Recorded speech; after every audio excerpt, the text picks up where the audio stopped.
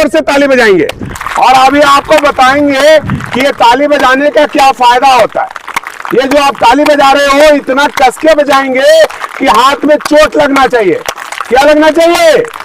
चोट लगना चाहिए और हाथ लाल होना चाहिए। जिन लोगों का हाथ लाल हो गया समझो उनके शरीर में भरपूर खून की मात्रा है और नहीं तो खून की कमी है। ये चीज महसूस कर लीजिएगा। अपने हाथ को खुद देख करके पता लगा सकते हैं कि मेरे शरीर के अंदर में खून की कमी तो नहीं हो रही है। अगर खून की कमी है तो लीवर खराब है, ऐसा फीलिंग कर लीजिएगा। एनीमिया के पेशेंट हो गए हैं। तो अपना हाथ को देखिए सभी बच्चे, अपना अपना हाथ देखिए, लाल हो गया क्या? Very good. तो सबका लाल रहना चाहिए हाथ।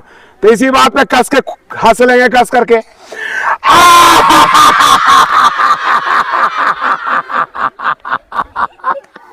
बोला था कि लास्ट तक हंस रहा है, फिर से हंसेंगे।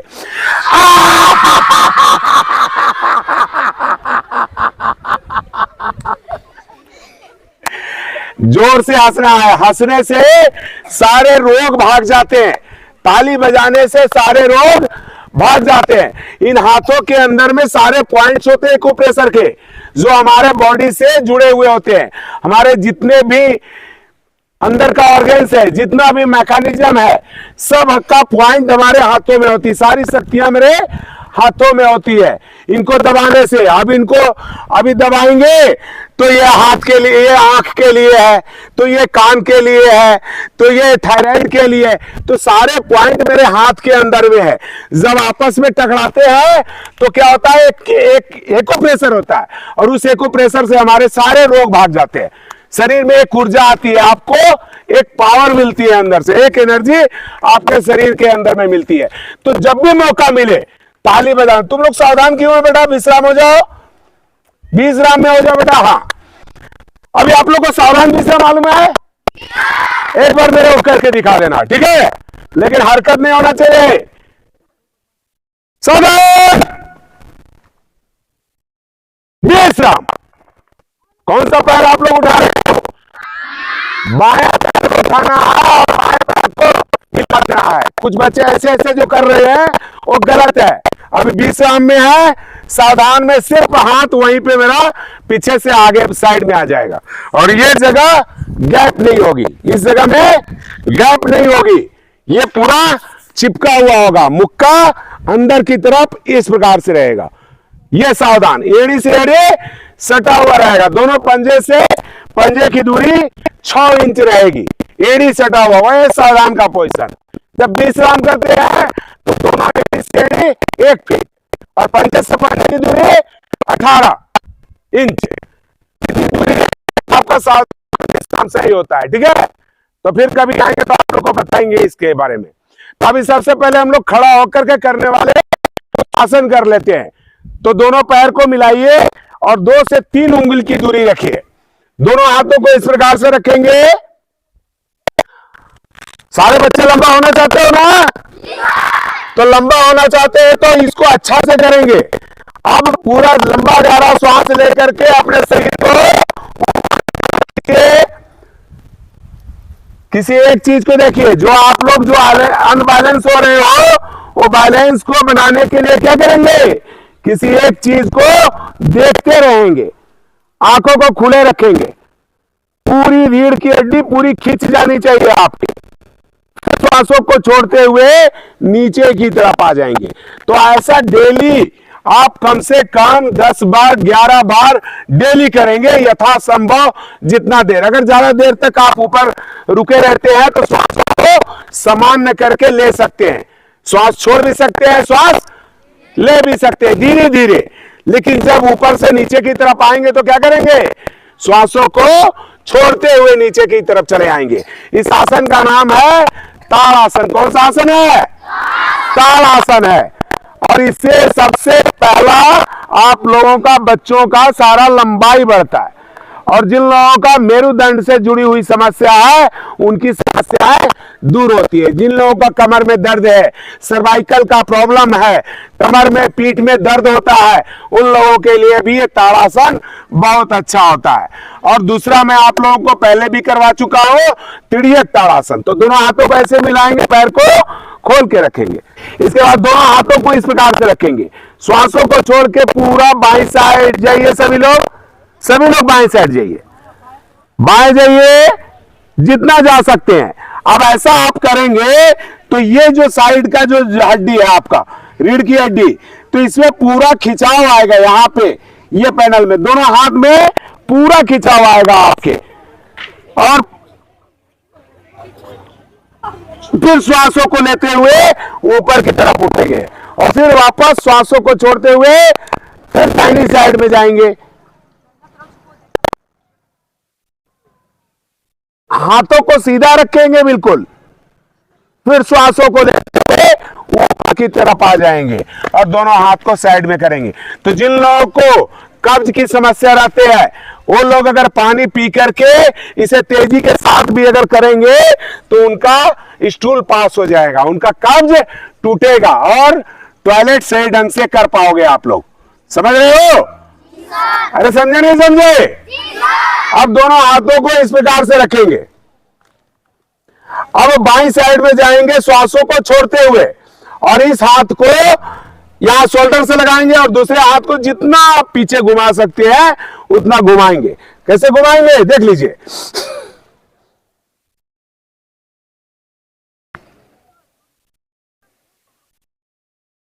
फिर श्वासों को लेते हुए सामने आएंगे, फिर श्वासों को छोड़ते हुए दूसरे साइड में जाएंगे,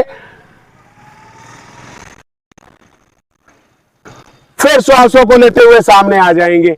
इसी को तेजी के साथ आप लोग कर लीजिए 10 बार 20 बार।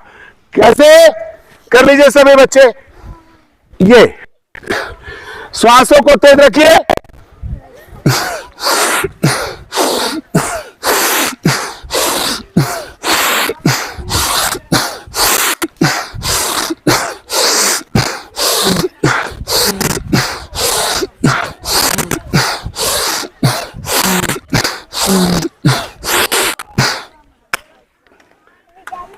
इसको कटित चक्रासन बोलते हैं। ये कंधों का, ये कमर की एक्सरसाइज के लिए, जिन लोगों का बड़ा पेट है ना उनकी चर्बी कटती है, अगर डेली करते हैं तो उनके पेट की साइड की चर्बी कम होती है और शरीर में क्या होता है, शरीर हमारा सुडौल होता है, इम्यूनिटी पावर हमारी बढ़ती है, शरीर में ऊर्जा आता है हमारा। तो ऐसा सभी बच्चों को करना चाहिए। अभी क्या करेंगे, पैरों को ऐसे रखें, पैर को, एक पैर को उठाइए। आप लोग को थोड़ा सा अभ्यास बता रहे हैं कि आप लोग अभी नेक्स्ट बार जब मैं आऊं तो आप लोग सारे इस आसन को करके मेरे को दिखाना, ठीक है? अब एक जगह खड़ा होकर के पैरों को ले जाइए ऐसा,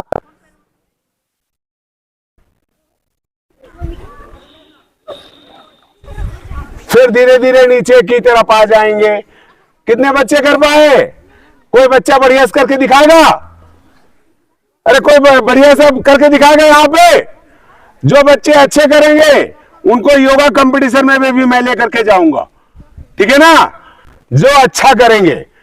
फिर दूसरा करिए आप इस प्रकार से, तो हाथ को ऐसे मिलाइए, चलिए, और हाथ को आगे ले जाएंगे, अब पैर को पीछे से उठाएंगे,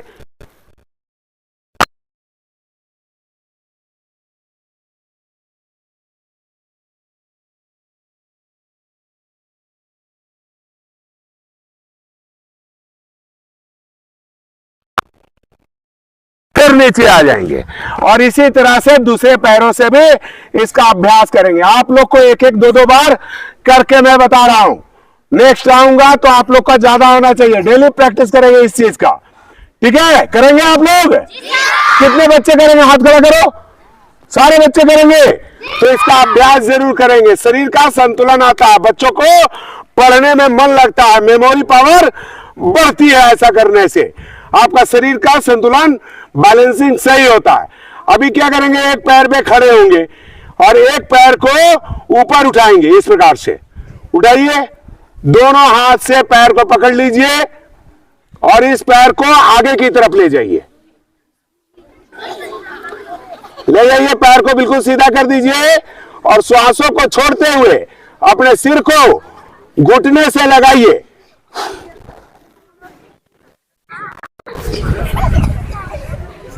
बढ़िया सा संतुलन, एक बार करके और बढ़िया से देखो। एक पैर पे खड़ा हुए, सामने नजर को रखिए, पैर को दोनों पकड़ लीजिए इस प्रकार से और दोनों हाथ से खींचिए अंदर की तरफ और पैर को बिल्कुल सीधा कर दीजिए। अब श्वासों को छोड़ते हुए अपने सिर को पैर से लगाइए और पैर को सीधा रखिए।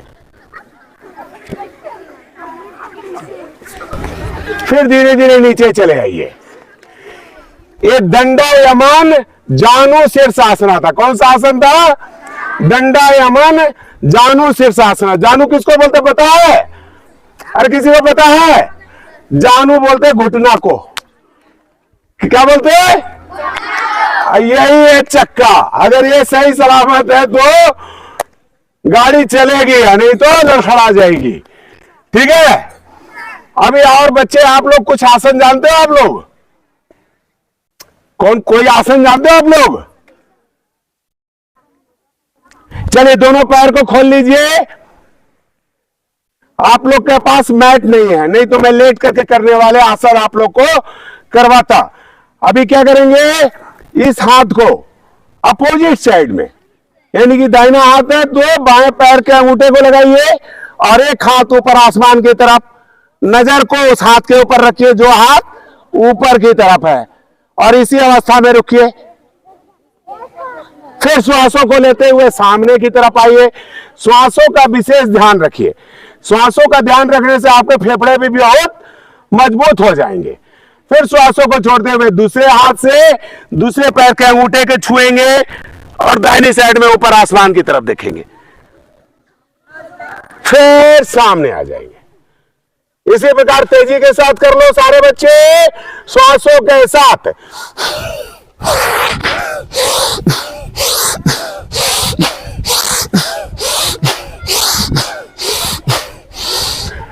ये मॉर्निंग के टाइम में ज्यादा करना है आप लोगों ने, तो जिन लोगों का बड़ा पेट होगा उनका पेट की चर्बी भी कम होगा। जो मोटे मोटे लोग हैं उनके लिए भी बढ़िया है। ये पाचन संबंधी समस्याओं को भी दूर कर देता है, भूख को बढ़ा देता है। आपको भूख लगने लगेगा अगर डेली एक्सरसाइज करेंगे। बच्चे खड़े हो जाओ, अभ्यास बाद में करिएगा, पहले सीख लीजिए आप लोग, ठीक है ना? हाँ, तो अभी वृक्षासन करेंगे। वृक्षासन करने के लिए क्या करते हैं कि एक पैर पे खड़े होते हैं और एक पैर को मल द्वार के पास लगाते हैं इस प्रकार। हाँ, ऐसे लगा लीजिए मेरा।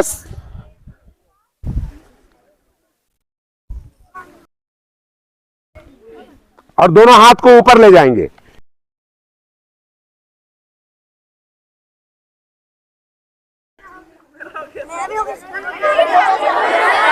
हाँ, सारे बच्चे का हो गया है। वो बड़े बच्चों का तो बहुत अच्छा हो रहा है। ये स्लिप कर रहा है। जिन लोगों का पैर नहीं स्लिप करेगा वो बढ़िया होगा। ये कौन सा आसन है पता है? ये वृक्षासन है। कौन सा आसन? वृक्ष मतलब क्या होता है? पेड़। पेड़ के जैसा स्थिर रहने वाला ये एकाग्रता के लिए ये आसन माना जाता है। और ये आसन जो बच्चे करते हैं उनमें एकाग्रता आती है, उनमें पढ़ने में मन लगता है, मेमोरी पावर उनकी बढ़ती है, पैरों में मजबूती आती है, हाथों का खिंचाव होता है, हाथों के मसल्स में ताकत आते हैं और आपकी लंबाई भी बढ़ती है इससे। ठीक है, हाथों को नीचे लेकर के चले आइए। सारे बच्चे योग करेंगे? अच्छा, कौन कौन बच्चा सुबह में गर्म पानी का इस्तेमाल करता है? जो सही में करता है, झूठ नहीं बोलना। बस 2-4 बच्चे छोड़ के कोई नहीं करते हो। तो आज से ही आप लोग गर्म पानी सुबह सुबह पीना शुरू कर दीजिए। क्या करना? पीना शुरू कर दीजिए। और जो लोग बड़े हैं, जो लोग 18 साल से ऊपर में हो गए, 20 साल से ऊपर के हैं, तो बड़ों लोगों के लिए जो हमारी वीडियो देख रहे होंगे उन लोगों के लिए भी मैं बता रहा हूं कि जिन लोगों की हड्डियां कमजोर हो रही हैं, कैल्शियम की कमी हो रही है, उन लोगों के लिए चूने को थोड़ा सा पानी में मिला दीजिए, एक गेहूं दाने बराबर चूना, और डेली सुबह सुबह में जरूर पीजिए ताकि आपके उससे हड्डियां मजबूत रहेंगी।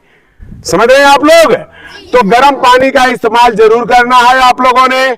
सुबह उठ करके टॉयलेट जाने से पहले जिन लोगों को कब्ज का समस्या रहता है, आप लोग को बताया हूं, ताड़ासन, तिर्यक ताड़ासन और एक कटी चक्रासन, ये तीनों आसन कम से कम आप कर लेंगे तो आपके पेट साफ हो जाएंगे, पेट की कब्ज खत्म हो जाएगी। तो जब पेट की कब्ज खत्म हो जाएगी तो कोई बीमारी नहीं होगा। सबसे ज्यादा बीमारी हमारे पेट के अंदर जो कचरा फंसा हुआ है उसी की वजह से हम लोग बीमार होते हैं। सारे बच्चे समझ रहे हो? कितने बच्चे मेरे भाषा को समझ रहे थे? हाथ खड़ा करना। क्या बात है, क्या एक बार से जोर से ताली बजाएंगे इसी बात के लिए, कस के बजाएंगे, ताली बजाने में कंजूसी नहीं करेंगे।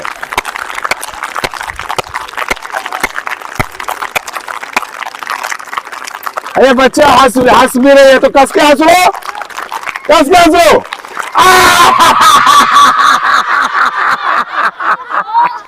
फिर से हंस लो।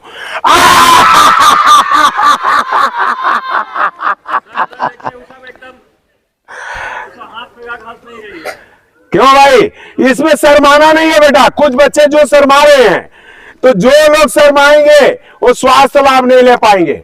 लोग क्या कहेंगे, हम लोग यही ना बोलते बेटा, चार लोग क्या कहेंगे, ये ऐसा करेंगे तो चार लोग क्या करेंगे। अरे मर जाएंगे वही चार लोग, अर्थी लेकर के ले जाकर फूंक देंगे। वही चार लोग जो समझते हैं ना, चार लोग क्या कहेंगे, वही चार लोग कंधे पे उठाएंगे, ले जाकर के जला देंगे उधर मरने के बाद। तो अपना स्वास्थ्य सही है, अपनी जिंदगी सही है, सब सही है। वो चार लोग क्या कहेंगे, कहने वाले कहते रहेंगे। आपका दिल ये होना चाहिए कि मैं स्वास्थ्य के लिए कर रहा हूं या कर रही हो, मैं अच्छा कर रही हूं। लोगों को लगता है कि हम हंस रहे हैं, बहुत बुरे हैं। अरे हंसना कोई खराब चीज है?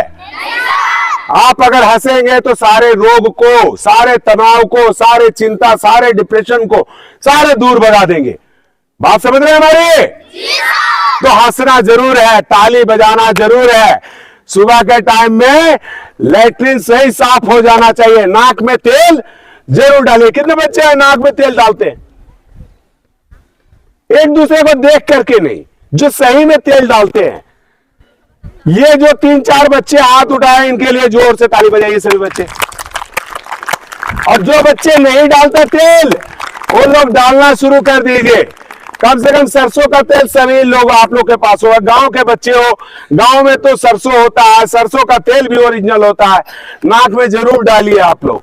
ये नाक खुला हुआ रहेगा तो आप लोग के अंदर में प्राण वायु सही ढंग से आएगी, और जब प्राण वायु सही ढंग से आपके फेफड़े में जाएगी तो आप ऐसे ही निरोग रहोगे। अरे हमारे शरीर को चलाने के लिए ऊर्जा कहां से आती है? जानते हो कहां से आती है? ये जो ऑक्सीजन हम लोग लेते हैं और हमारे शरीर के अंदर जो शुगर है, ये शुगर और ये ऑक्सीजन से ही ऊर्जा उत्पन्न होता है हमारे शरीर के अंदर में। एक एनर्जी आती है हमारे अंदर में। तो आप लोगों को ये जरूर करना है, दोनों नाक को खोल के रखना है। इड़ा नाड़ी, पिंगला नाड़ी, ये आ गया चक्र के पास से। ये पूरा जब श्वासों को आप लेंगे तो बढ़िया सा फिल्टर वाला श्वास। मुंह से कितने बच्चे श्वास लेते हो? हाथ खड़ा करना। मुंह से कितने बच्चे श्वास लेते हो? दिखाओ जरा इन लोगों को। ये लोग मुंह से श्वास लेते हैं। भगवान ने 2-2 नाक का छेद दिया है श्वास लेने के लिए, फिर मुंह से क्यों लेंगे? मुंह खाने के लिए दिया है, तो मुंह से श्वास नहीं लेंगे। श्वास कहां से लेंगे? नाक से लेंगे। मुंह से श्वास नहीं लेंगे। मुंह से श्वास इमरजेंसी में लेंगे। जैसे नाक में तेल डाल दिए, नाक में तेल भरा हुआ है, श्वास कहां से लेंगे? तब मुंह से ले लेंगे। लेकिन 24 घंटा नाक से श्वास लेंगे। बात समझ रहे हैं आप लोग? तो नाक में जरूर तेल डालिए आप लोग, नाक को जरूर साफ रखिए। और प्राणायाम, श्वासों का अभी हम दूसरे दिन आएंगे तो आप लोग को बताएंगे। प्राणायाम में भस्त्रिका, कपालभाति प्राणायाम, बाह्य प्राणायाम, अनुलोम विलोम प्राणायाम, भ्रामरी प्राणायाम, उद्गीत प्राणायाम, प्रणव प्राणायाम, ये सारे प्राणायाम है। बहुत सारे प्राणायाम है, 15-16 प्राणायाम आप लोग को बताएंगे। लेकिन आज प्राणायाम नहीं बता रहे हैं, लेकिन प्राणायाम का एक चीज आप लोग को बता के जा रहे हैं कि लंबा गहरा श्वास फेफड़े में भरना है। सभी बच्चे लोग कमर पे हाथ रखो, लंबे गहरे श्वास लेके फेफड़े में रोक दो, और इसके बाद यथासंभव जितने देर तक आप श्वासों को रोक सकते हो कैपेसिटी जितना आपके अंदर ज्यादा रहेगी, उतना जितना आपके अंदर सामर्थ्य रहेगा, जितना देर तक आप श्वासों को फेफड़े में रोक के रखेंगे, उतना ज्यादा आपके फेफड़े बलिष्ठ और मजबूत हो जाएंगे, उतने आपके शरीर में ऑक्सीजन की कमी नहीं होगी। तो जब शरीर में ऑक्सीजन की कमी नहीं होगी तो हम लोग निरोग रहेंगे, अच्छा रहेंगे। बात समझ रहे हैं आप लोग? हाँ, तो ये आप लोगों ने करना है। श्वासों को रोक करके रखिए, छोड़ दीजिए, छोड़ दीजिए। फिर से एक बार लंबा श्वास लीजिए मेरे साथ।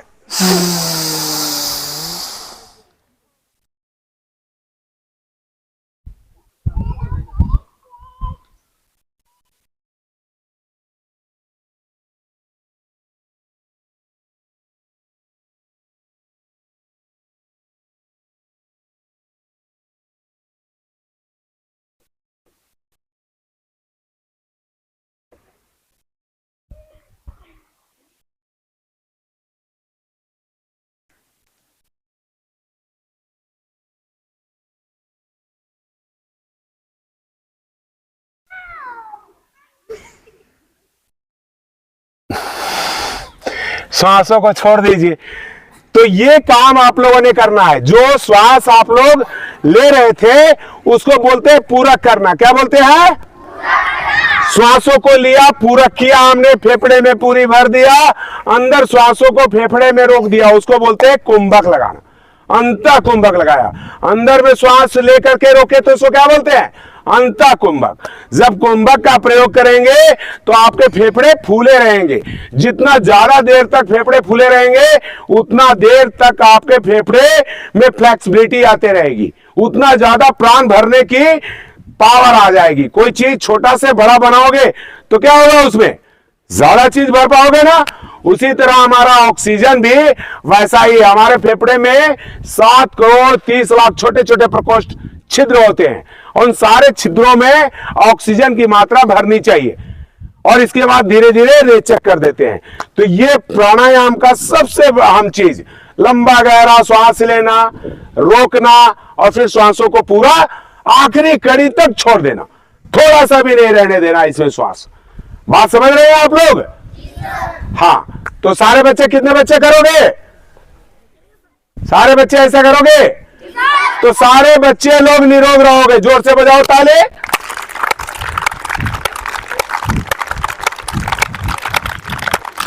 टाइम हो गया है क्या जी? मास्टर साहब टाइम होने वाला है क्या? आधा घंटा? चलिए कोई बात नहीं है। तो ये बच्चों को बैठा के मैं कर नहीं पा रहा हूं। अगर आप लोग बैठ के करते तो बहुत कुछ मैं बताता हूं। एक चीज, जैसे आप लोग खड़े हो तो सुन लो हमारी बातों को, क्योंकि उस पर ध्यान रखना। हाँ, बैठ जाएगी? चलो बैठ जाओ। अरे तू सारा बूढ़ा बूढ़े के जैसा बैठ रहा है। खड़ो जब, खड़ो, बैठ जाओ। अरे गोलिक जैसा बैठना चाहिए, तुरंत तुरंत आने स्पीड बैठने के लिए ऐसे बैठना है। दोनों पैर को क्या करना? क्रॉस करना और बैठ जाना और तुरंत खड़ा हो जाना। कैसे? देखना कितना जल्दी। और कितना लोग हाथ लगा करके उठता है मैं देखता हूं जरा सा। खड़ो जाओ। हाँ, सबसे बड़ा बुढ़िया तुम। बैठ जाओ। तुरंत बैठने का आदेश मिला, तुरंत तुरंत आदेश मिला, तुरंत। अरे आप लोग बच्चे हो सारे, है ना? तो चलिए आप लोग को भस्त्रिका करके बताता हूं। बस ज्यादा नहीं, 5-5 बार आप लोग को करके दिखाता हूं। तो जैसे भी कंफर्टेबल होकर के आपको बैठ जाना है, ठीक है? पालथी लगा लेना है, दोनों हाथों को ऐसे रखना है, रीढ़ की हड्डी को सीधा रखना है। इसके बाद मंत्रों का उच्चारण कर लेंगे हम लोग। क्या क्या करते हैं? लंबा सांस एक बार लेते हैं, छोड़ते हैं, ओम का उच्चारण करते हैं, उद्गीत प्राणायाम करते हैं 3 बार। फिर गायत्री मंत्र कितने बच्चों को आता है? नहीं आता है। गायत्री मंत्र, गायत्री मंत्र का उच्चारण करना है, महामृत्युंजय का मंत्र का उच्चारण करना है। Very good. उस बच्चे के लिए ताली बजाइए सभी लोग। तो मंत्रों का उच्चारण करना है। इसके बाद हम लोग क्या करते हैं? अपने माता पिता बंधनों का शुक्रिया अदा करते हैं। ईश्वर के प्रभु से हम लोग स्वस्थ हैं, निरोग हैं, ऐसा पूरा विश्वास के साथ योग करने के लिए जब बैठ जाते हैं साधना में, तो श्वासों को फेफड़े में भरना और श्वासों को तेजी के साथ बाहर निकल जाना को क्या बोलते हैं? भस्त्रिका प्राणायाम। सभी बच्चे बोलो, श्वासों को लेना और श्वासों को छोड़ देना, भस्त्रिका प्राणायाम। तो करके देखिए मेरे साथ, सीधा रहेंगे, श्वास को फेफड़े में भरेंगे और श्वासों को बाहर छोड़ देंगे। सारे बच्चे, अगर कोई गंभीर बीमारी हो किसी को तो मत करना, ब्लड प्रेशर किन्हीं को हो, जो लोग हमारी वीडियो देख रहे हैं और उन लोगों को ब्लड प्रेशर की समस्या हो, वो लोग तेजी के साथ नहीं करेंगे, या कोई गंभीर रोग होगा तो वो लोग भी तेजी के साथ नहीं करेंगे। किन्हीं को अस्थमा की समस्या होगी, श्वास का प्रॉब्लम होगा, वो लोग धीरे धीरे करेंगे। लेकिन जो लोग स्वस्थ हैं, सारे बच्चे स्वस्थ हो, सारे बच्चे स्वस्थ हो ना? बस श्वास को लेना और छोड़ना है। कैसे करना है देख लीजिए।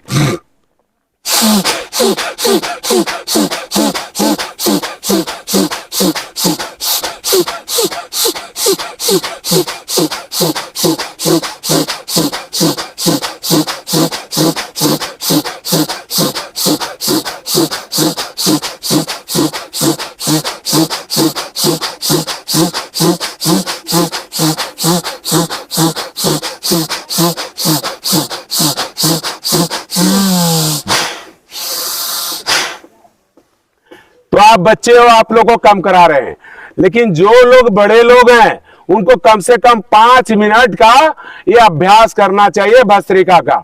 इससे क्या होगा? कफ की समस्या खत्म हो जाएगी बॉडी से। किन्हीं को साइनस का प्रॉब्लम है वो खत्म हो जाएगी, सर्दी है, खांसी है, जुकाम है, इस तरह की जो समस्या है ये भस्त्रिका करने मात्र से खत्म हो जाती है। शरीर में एक एनर्जी उत्पन्न होती है, आपके फेफड़े बिल्कुल स्वस्थ हो जाते हैं, आपके फेफड़े बलिष्ठ बनते हैं ऐसा करने मात्र से। तो ये कौन सा प्राणायाम था? सभी बच्चे बोलो, भस्त्रिका। कौन सा? हाँ, अब करेंगे कपालभाति प्राणायाम। कपालभाति प्राणायाम करने में श्वासों को खाली बाहर निकालते हैं, लेंगे नहीं, सिर्फ छोड़ेंगे, अपने आप फेफड़े में भर जाएगा आपका श्वास। जिस तरह से किसी वो पिचकने वाला गेंद देखे हो, दबाते हैं तो पूरी हवा बाहर और छोड़ते हैं तो फिर फूल जाता है, उसी तरह फेफड़े से पूरी हवा एक बार में निकाल ली है, अपने आप भर जाएगा, फिर बाहर निकाल देंगे। तो जो लोग बीमार आदमी हैं वो 1 सेकंड में, 2 सेकंड में एक बार करेंगे। जो लोग सामान्य व्यक्ति हैं वो 1 सेकंड में एक बार करेंगे, और जो लोग सामर्थ्यवान हैं वो 1 सेकंड में 3-3 बार भी स्ट्रोक लगा सकते हैं। जब आप श्वास छोड़ेंगे तो पेट आपका अंदर की तरफ चला जाएगा। समझ में बात है? तो करके देख लीजिए, 10-15 बार कर लीजिए। कैसे करेंगे?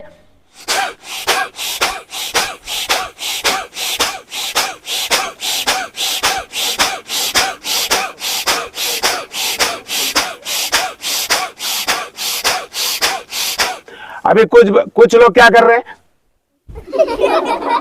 तो ऐसे नहीं करना है, सीधा रहना है, सिर्फ नासिका से तेजी के साथ श्वासों को बाहर निकालना है। कुछ लोग डर के निकाल रहा है, कहीं हमारा सामान ना गिर जाए यहां से। अरे बेटा, यहां से सामान गिर जाएगा तो समझो रोग निकल जाएगा, इसको डेली निकालना है।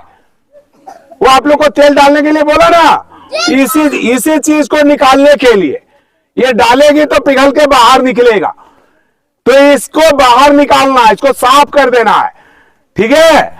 तो जब आप श्वासों को बाहर छोड़ोगे तो इसके ये सफाई हो जाएगी, निकल भी जाएगा।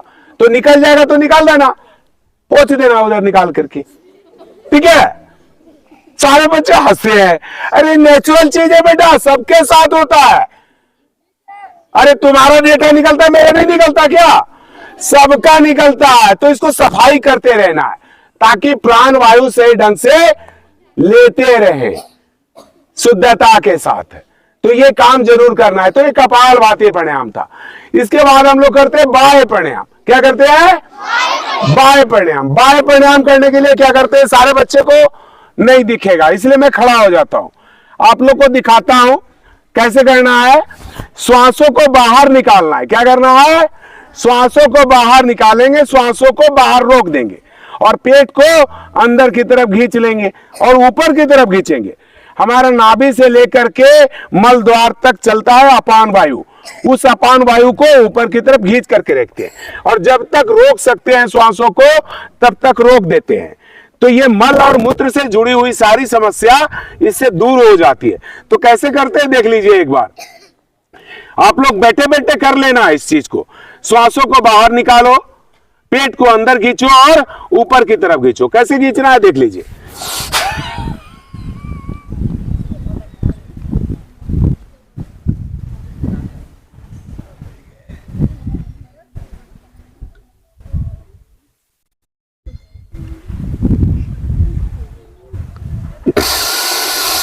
अब पुनः यही काम आपको करते रहना है। तो इसको बोलते हैं बाह्य प्राणायाम।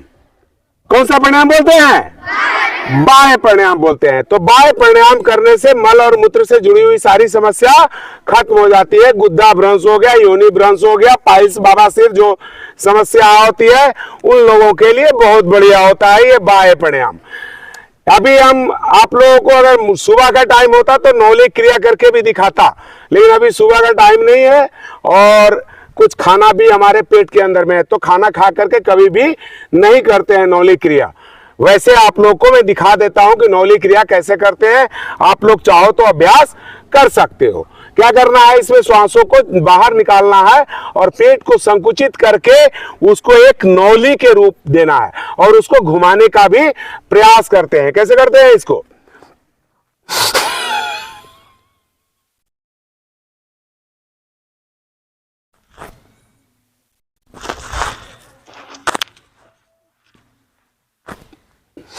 तो उसको पेट को घुमाया जाता है।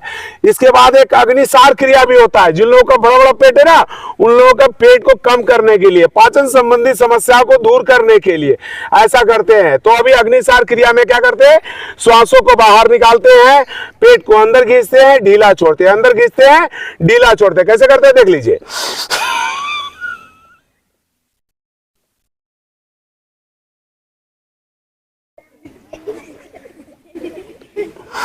सारे बच्चे देख करके हंस रहे। अरे आप लोगों ने करना है। ऐसा करने से आपका पेट से जुड़ी हुई जो समस्या है आपकी दूर हो जाएगी। पाचन संबंधी बढ़िया होगा तंत्र, आपका पाचन तंत्र मजबूत बनेगा तो भूख अच्छा लगेगा। भूख के नाम पे मुझे एक बात याद आई जो आप लोग को मैं बता देता हूं। अच्छा, भरपेट खाना आप लोग कब खाते हो? कब खाते हो?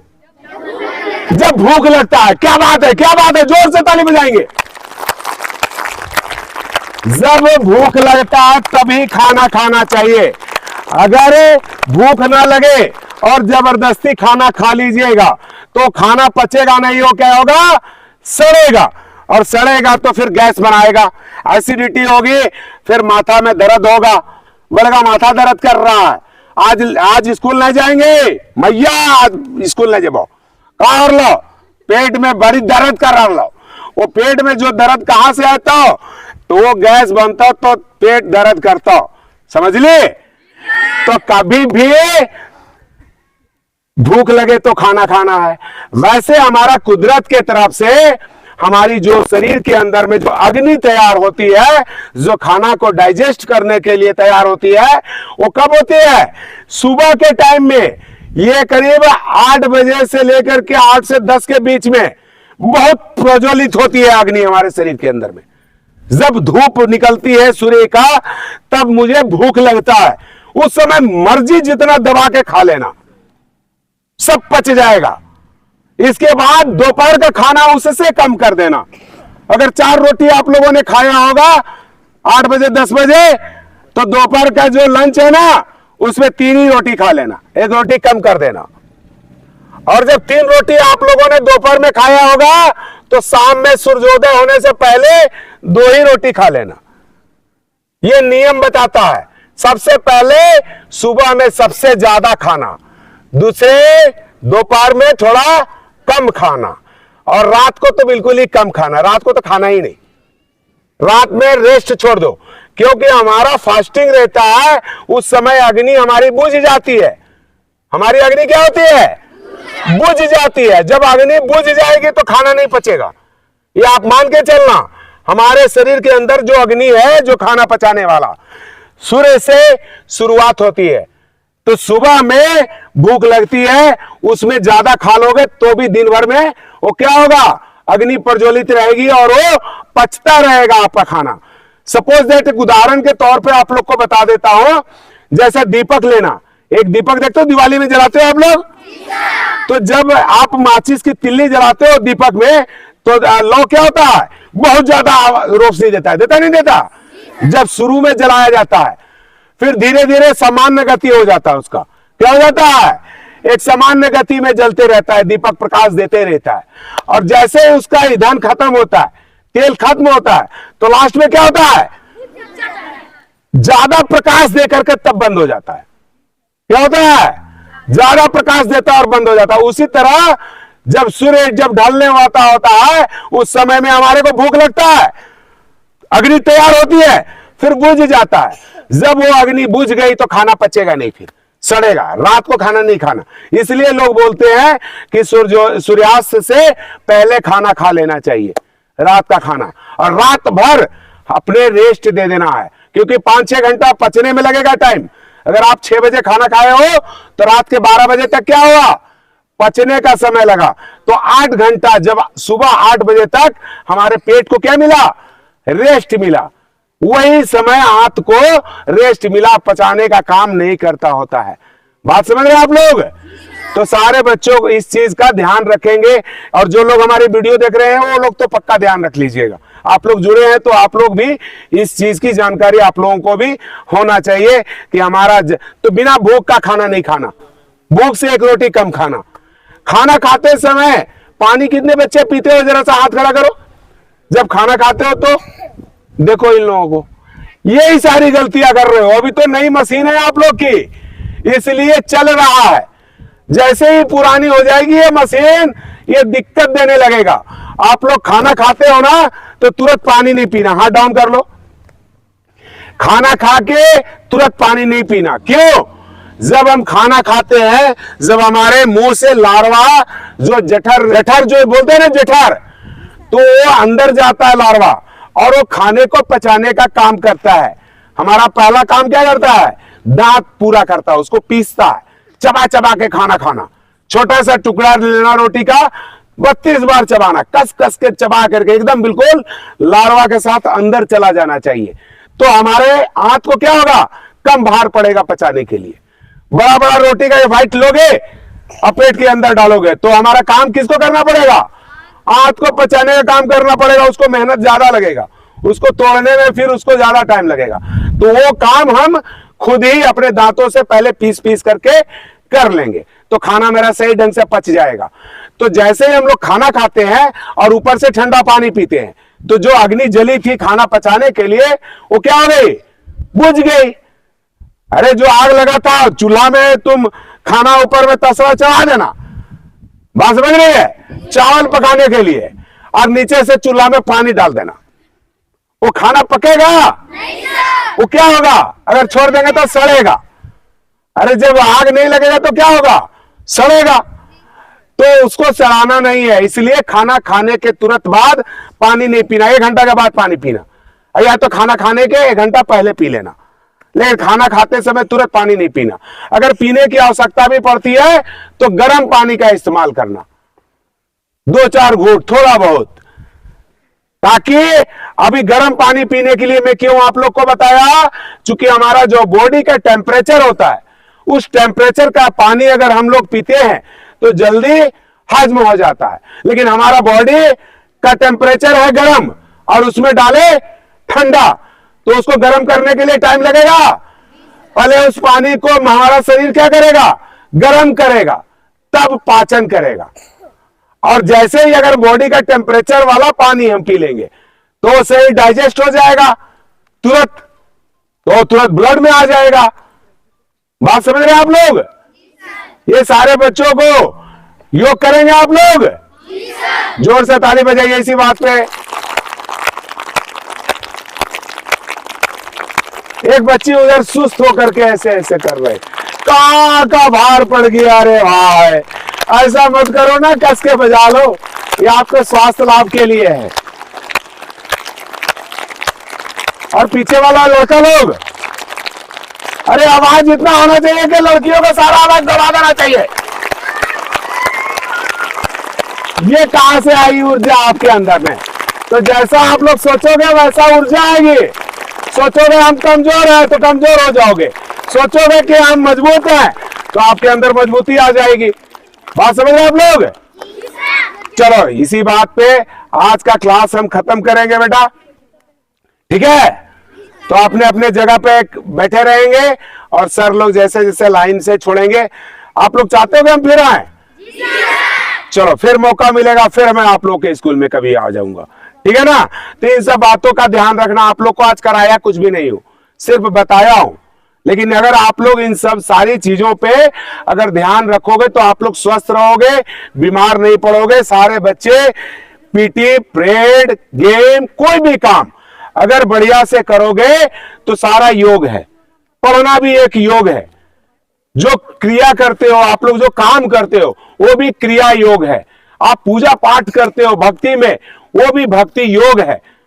ये हम लोग अष्टांग योग करते हैं।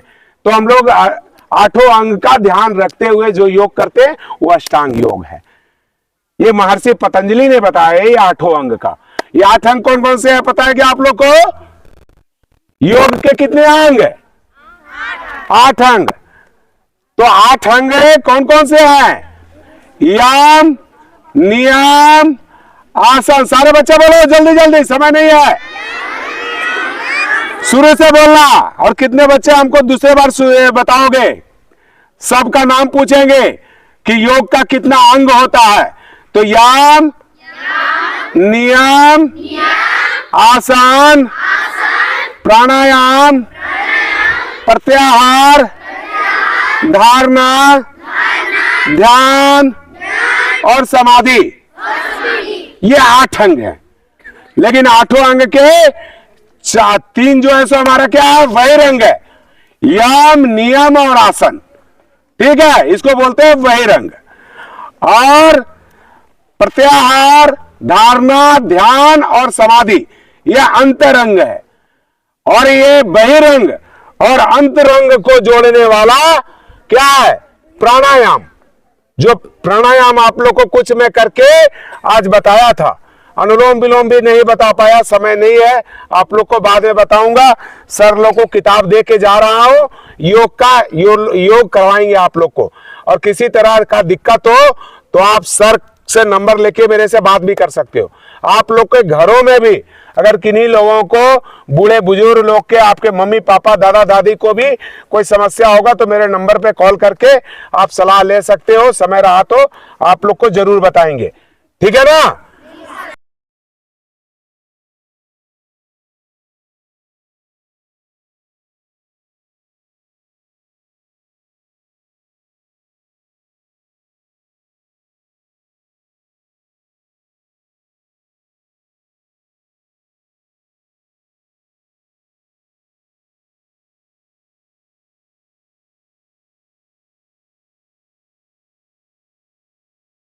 ठीक है, हमारी वीडियो को अंत तक देखने के लिए बहुत बहुत धन्यवाद। अगर आप लोगों को हमारी दी हुई जानकारी आप लोगों को अच्छी लगी हो तो दूसरे लोगों तक भी पहुंचाएं, ताकि बड़े बूढ़े सभी लोग इसका लाभ उठा सके, स्वस्थ रह सके, निरोग रह सके।